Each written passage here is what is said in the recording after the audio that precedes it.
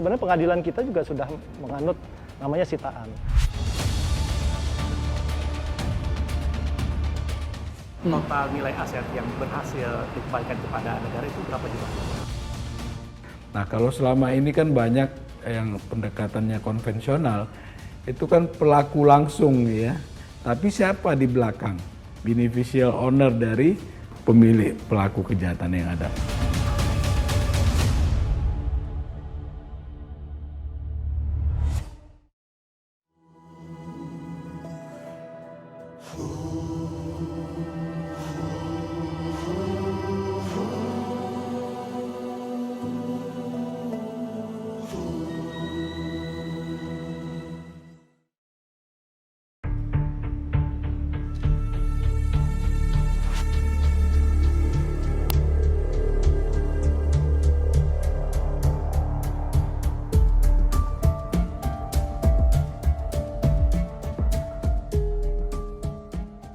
Belakangan ini pengungkapan kasus korupsi berskala besar gencar dilakukan oleh aparat penegak hukum. Indonesian Corruption Watch mencatat selama 5 tahun terakhir kerugian negara akibat korupsi mencapai 519 triliun rupiah. Pemerintah memiliki mekanisme untuk mengembalikan kerugian keuangan negara tersebut melalui sejumlah undang-undang. Seperti apa undang-undang tersebut diimplementasikan? Mari ikuti saya.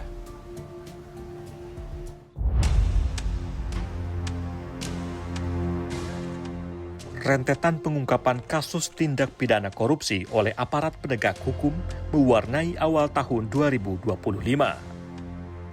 Kasus-kasus kelas kakap satu persatu diungkap dengan barang bukti kerugian keuangan negara yang terbilang fantastis.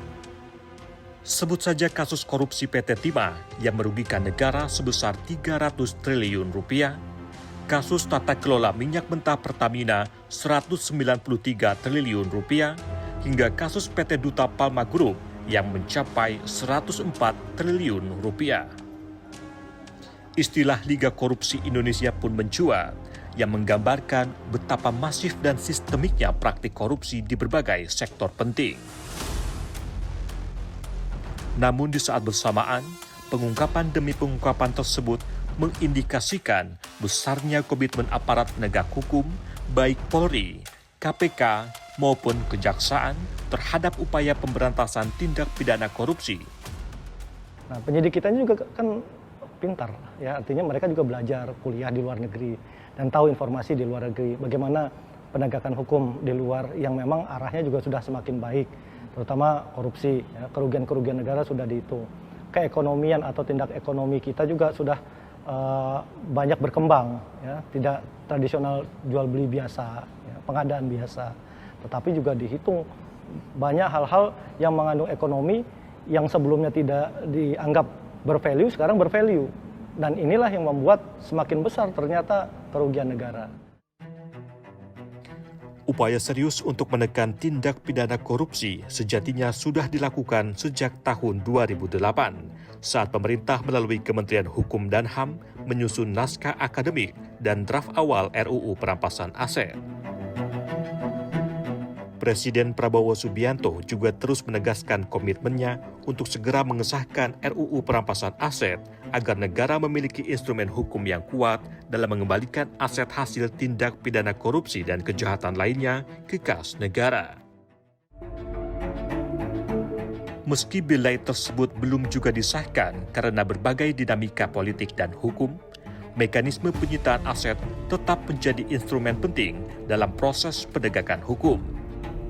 Faktanya, sistem peradilan Indonesia sudah mengenal mekanisme penyitaan dan perampasan sementara, bahkan sebelum ada putusan berkekuatan hukum tetap untuk mencegah kerugian negara yang lebih besar. Sebenarnya pengadilan kita juga sudah menganut namanya sitaan. Sitaan itu selalu dikeluarkan, putusan sitaan atau perampasan sementara, sebelum nanti ada putusan berkekuatan tetap. Nah, setelah berkekuatan tetap, nanti ada verifikasi lagi, apakah benar itu yang termasuk hasil tindak pidana, ya, bisa dibuktikan itu miliknya dia dari usaha yang halal, ya.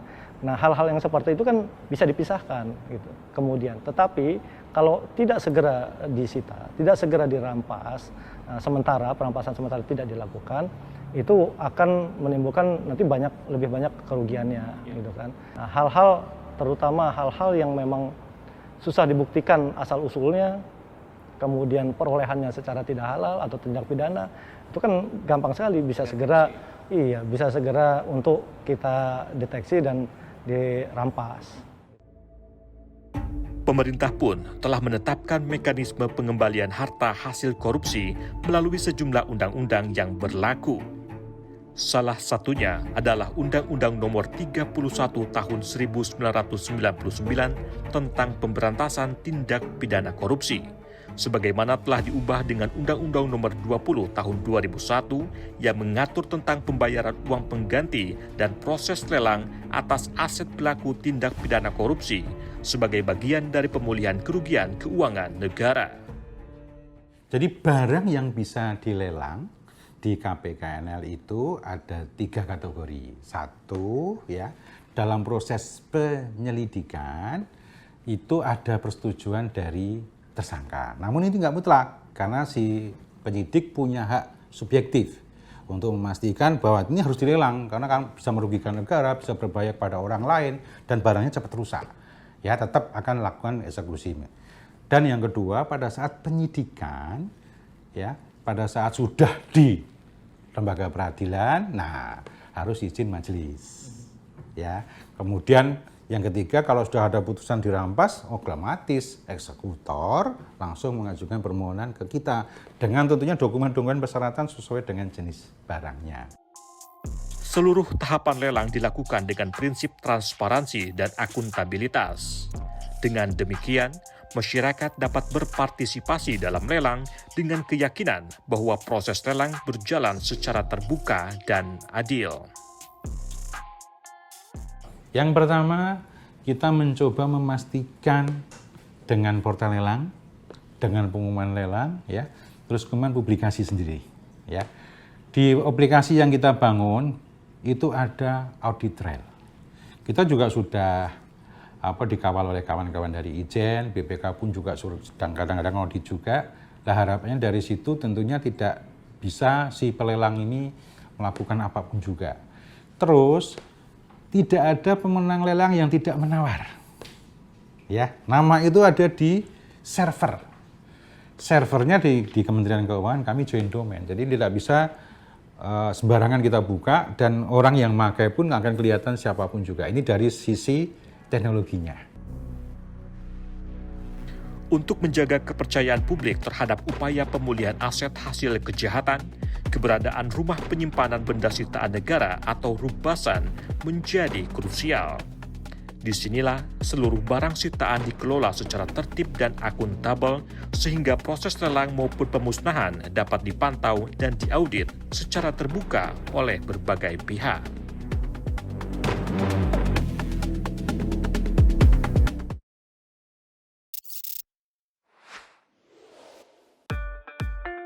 Melalui Kopdar Merah Putih, BUMN hadir di 80.400 desa atau kelurahan atau perkuat ekonomi lokal.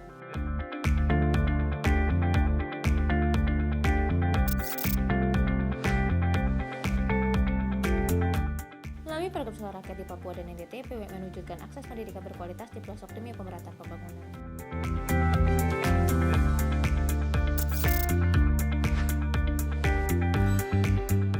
PLN siap mendukung integrasi layanan kelistrikan ke dalam Koperasi Desa Merah Putih di seluruh tanah air.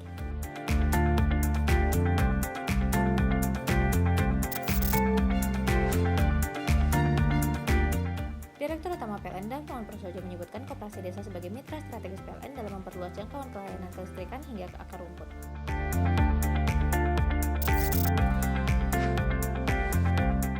Melalui integrasi layanan Payment Point Online Bank (PPOB), PLN mempermudah masyarakat desa dan kelurahan dalam melakukan transaksi kelistrikan lewat Koperasi Desa.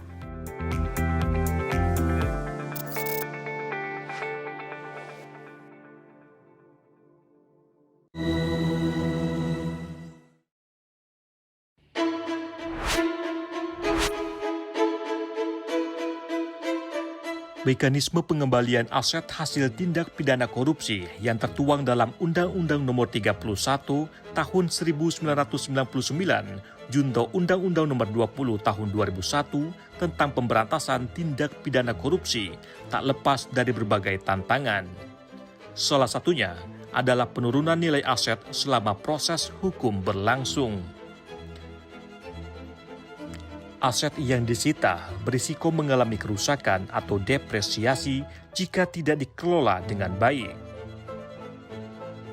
Untuk itu, negara melalui otoritas penindakan tipikor seperti Komisi Pemberantasan Korupsi KPK dan Kejaksaan Agung menitipkan barang-barang sitaan ke rumah penyimpanan benda sitaan negara Rubasan yang berperan menjaga kondisi aset agar tetap layak hingga tahap pelelangan. Saya berkesempatan melihat langsung fasilitas Rubasan milik KPK yang terletak di kawasan Dewi Sartika, Jakarta Timur. Selamat siang Mas Dian. Direktur Pelacakan Aset, Pengelolaan Barang Bukti dan juga Eksekusi pada KPK. Ya, ya. Terima kasih banyak Bapak sudah mengizinkan kami untuk eksplor di Rubasan ini, Pak. Siap. Bapak untuk mengawali, Pak. Baik. Rubasan ini apa sih, Pak? Dan kalau lihat dari singkatannya kan rumah penyimpanan barang sitaan. Oke. Apakah hanya berfungsi sebagai rumah penyimpanan atau seperti apa, Pak? Baik, terima kasih Mas Dian. Jadi Rubasan ini kan secara singkatannya rumah penyimpanan benda sitaan dan barang rampasan KPK. Jadi fungsi utamanya itu ada dua. Yang pertama adalah bagaimana mengamankan barang-barang yang disita dalam perkara yang ditangani oleh KPK untuk kepentingan pembuktian. Kemudian yang kedua adalah bagaimana mengoptimalkan aset recovery yaitu dengan perawatan yang maksimal. Ada perawatan juga. Ada perawatan, jadi tidak hanya menyimpan, kita juga mengamankan dan juga merawat. Ini tiap lantainya itu ada segmentasi khusus, Pak? Ada, ya jadi masing-masing lantai punya segmentasi khusus. Ini kita ada di lantai dasar ini. Lantai dasar ini untuk menyimpan kendaraan yang dimensinya besar. Bisa truk, alat berat, dan lain sebagainya. Dan juga tempat perawatan. Di sini di sebelah kiri kita ada tempat cuci otomatis dan dirawat setiap. Bicara mengenai mesin, Pak, tentu riskan untuk mengalami kerusakan. Betul. Penurunan value juga nanti kita. Iya, Apakah iya. KPK juga ada dalam kapasitas untuk melakukan perawatan, Pak? Baik. Jadi memang salah satu tujuan utama kita membangun gedung ini adalah bagaimana kita memaintenance suatu kendaraan yang memang alamiahnya dia akan menurun. Secara alamiah setiap tahun kalau saya baca kurang lebih 10-15% kan nilainya, penurunannya. Nah, bagaimana ini Rubasan KPK ini menjaga supaya mesin-mesin ini, mobil-mobil ini bisa tetap terjaga nilainya. Ya kita dengan melakukan perawatan secara rutin. Kita melakukan perawatan dengan menggunakan pihak ketiga. Ini berarti ruangan yang high security, Pak? Betul. Untuk menjaga si barang-barang mewah ini. Iya. Aksesnya juga dijaga ketat, Pak? Betul. Ini salah satu bentuk aksesnya, ini kita namakan Morphowave. Untuk Morphowave ini adalah salah satu cara untuk pengamanan terhadap bagian di dalamnya. Tapi ini pun tidak hanya seperti itu, kita pun untuk membukanya membutuhkan 2 orang. Oh iya. Jadi bisa saling mengawasi. Dan tidak bisa semua orang mengakses ini. Jadi hanya yang terdaftar Kayak saja. fingerprint atau lebih dari itu, Pak? Dia lebih dari itu. Dia semua jari di scan dan scannya sangat cepat, makanya disebut Morphowave. Gitu. Kita praktekkan. Ini untuk buka ini 2 orang. Oke, 1. Nah, ini 1 lagi yang terdaftar. Oke, ini langsung terbuka. Baru bisa dibuka. Iya. Nah, ini namanya fishbowl sebagai ruang antara, sebagai bagian dari security juga. Jadi di antara mau masuk ke ruangan sini kita harus memasuki dua pintu ini. Dan pintu ini hanya bisa dibuka kalau pintu sana sudah tertutup.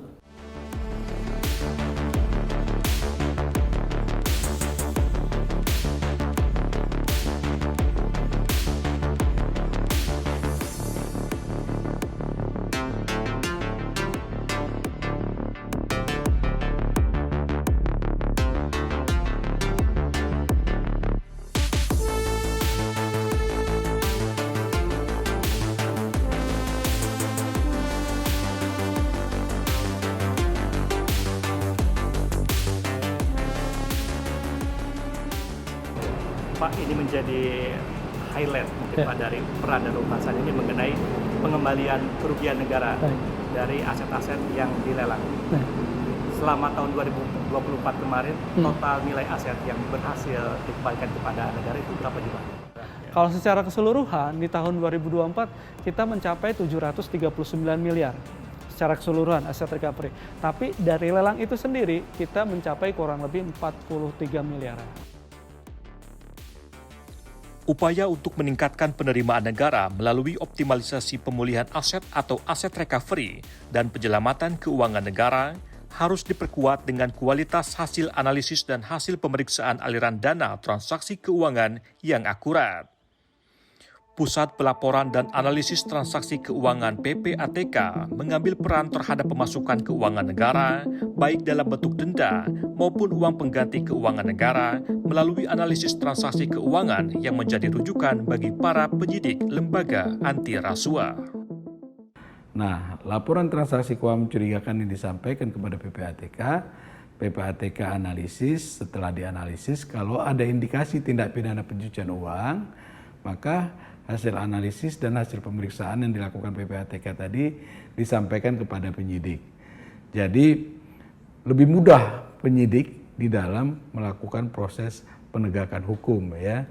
Nah, kalau selama ini kan banyak yang pendekatannya konvensional, itu kan pelaku langsung ya, yang hanya didapat oleh kebanyakan gitu ya. Katakan contoh di kasus illegal logging misalnya ya, itu yang banyak ditangkap tuh kan orang-orang yang memotong kayu ya, disita alat shinso-nya, sopir truknya gitu ya. Tapi siapa di belakang? Beneficial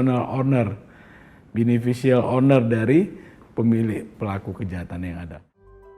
Upaya pengembalian aset hasil tindak pidana korupsi kepada negara diyakini akan mencapai efektivitas yang lebih tinggi apabila RUU Perampasan Aset yang telah melalui proses legislasi selama lebih dari 18 tahun ini segera disahkan.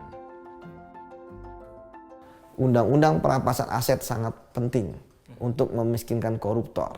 Misalnya kerugian negara 100 miliar, tetapi orang ini hanya menerima 2 miliar. Maka dia hanya mengembalikan 2 miliar. Loh, yang lain gimana? Ya kalau memang nggak ada yang menerima, ya hanyalah sebagai kerugian keuangan negara. Seperti itu. Nah, dengan adanya undang-undang perampasan aset ini, kita berharap ini akan lebih luas. Ya, bahwa ketika ada ya aset yang dia tidak mampu dibuktikan ya oleh pelaku korupsi, tanpa perlu dibuktikan perkaranya apa, itu bisa dirampas.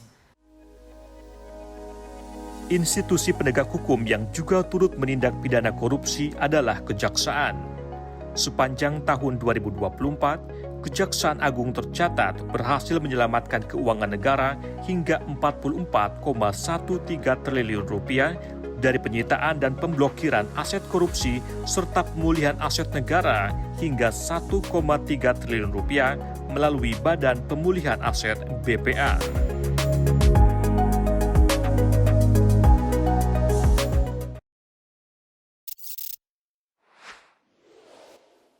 PLN berkomitmen mendukung pemerintah menyukseskan program 3 juta rumah dengan ketersediaan pasokan listrik di berbagai daerah.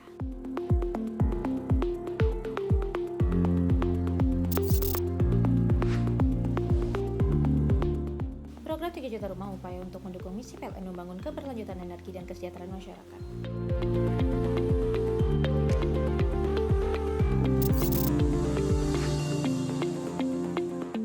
Melalui program 3 juta rumah ini, PLN memproyeksikan kebutuhan konsumsi listrik sebesar 6,3 terawatt-hour per tahun.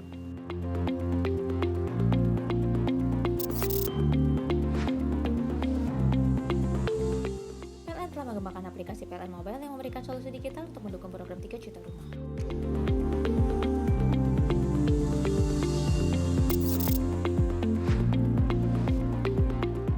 Program 3 juta rumah diharapkan dapat mendorong konsumsi listrik hingga mencapai 4.000 kWh per kapita pada tahun 2045.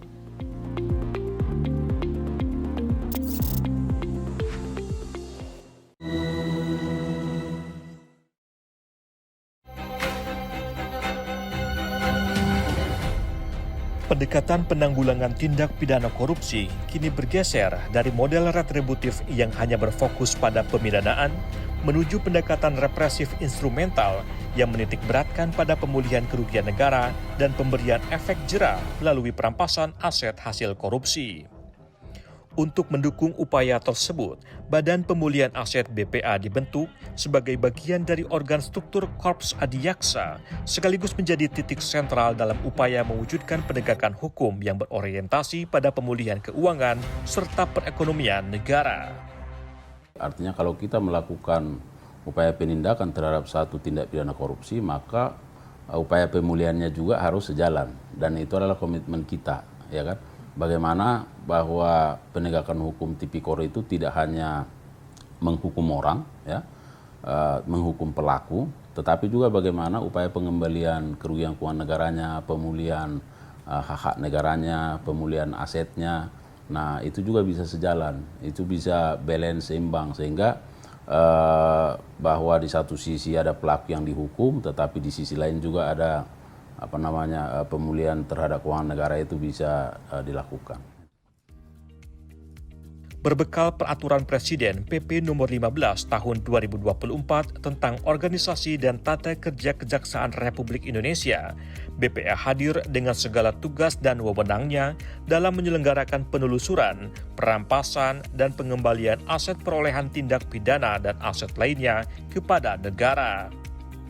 Badan Pemulihan Aset juga menjadi elemen pendukung keberhasilan penegakan hukum kejaksaan, baik yang dilaksanakan oleh bidang tindak pidana umum maupun bidang tindak pidana khusus dalam menjaga aset hasil tindak kejahatan korupsi agar tidak mengalami depresiasi atau penurunan nilai.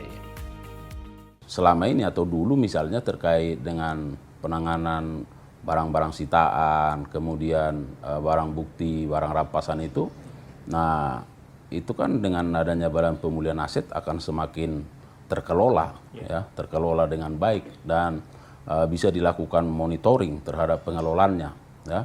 Nah, karena akan ada inventarisasi di situ, kemudian ada pencatatan, ada dan seterusnya yang dilakukan oleh Badan Pemulihan Aset, sehingga ke depan memang kita harapkan ini menjadi lembaga yang bisa men-trigger juga terhadap bagaimana percepatan penanganan tindak pidana korupsi ini. Jadi sejalan di antara proses penyidikannya, proses terapi, penegakan hukumnya secara represif, tetapi dengan pengelolaan aset, pengelolaan katakanlah barang-barang yang disita, barang rampasan itu. Jadi sehingga ini berjalan secara simultan, secara bersama-sama.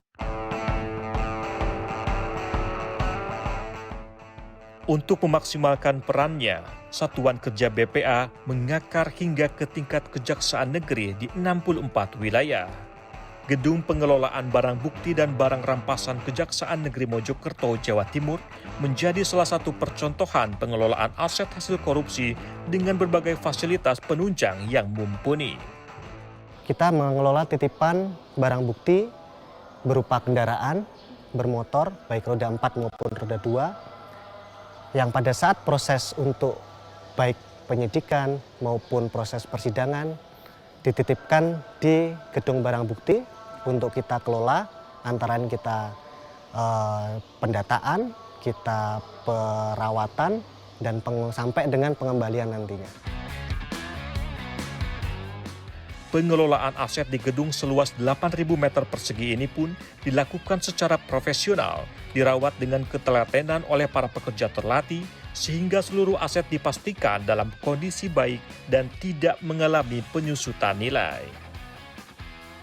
Proses perawatan tentunya kita akan melakukan perawatan secara berkala, terus kemudian kita lakukan pengecekan baik terhadap mesin, terhadap kendaraan tersebut, sehingga nanti pada saat putusan ataupun nanti putusannya apakah dikembalikan maupun putusannya dirampas, itu akan maksimal.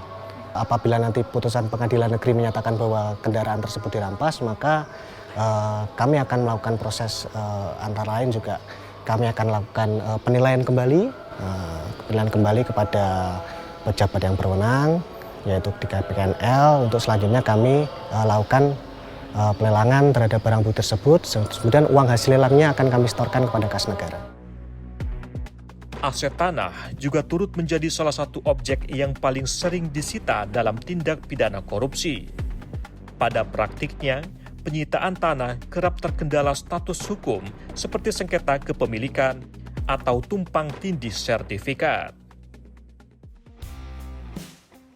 Untuk itu, Kejaksaan Negeri Mojokerto dan Badan Pertanahan Nasional BPN bersinergi menelusuri legalitas tanah sitaan, memblokir sertifikat, dan mempercepat proses balik nama agar aset hasil korupsi dapat segera dieksekusi dan diserahkan ke negara. Dalam rangka pencegahan BPN bagaimana aset-aset tersangka atau aset-aset koruptor itu tidak beralih. Oleh karena itu peran BPN tidak menerima pendaftaran peralihan atas nama koruptor atau tersangka itu kepada pihak lain. Nah, oleh karena itu dilakukanlah blokir internal maupun blokir berdasarkan permohonan dari APH itu. Upaya Badan Pemulihan Aset BPA Kejaksaan Agung bersama lembaga lain terbukti efektif dalam mengembalikan kerugian negara. Sepanjang 2024, Kejaksaan Agung mencatat sebanyak 1,32 triliun rupiah berhasil dikembalikan melalui lelang, setoran tunai, dan mekanisme lainnya. Hingga pertengahan tahun 2025, jumlahnya bertambah sebesar 600 miliar rupiah. Setali tiga uang, aset rampasan tak hanya menjadi sarana penghukuman, namun juga turut menjadi mekanisme korektif untuk memperbaiki dampak struktural dan sosial yang ditimbulkan oleh tindak pidana korupsi dengan harapan menumbuhkan kembali penyelenggaraan negara yang jujur dan berintegritas.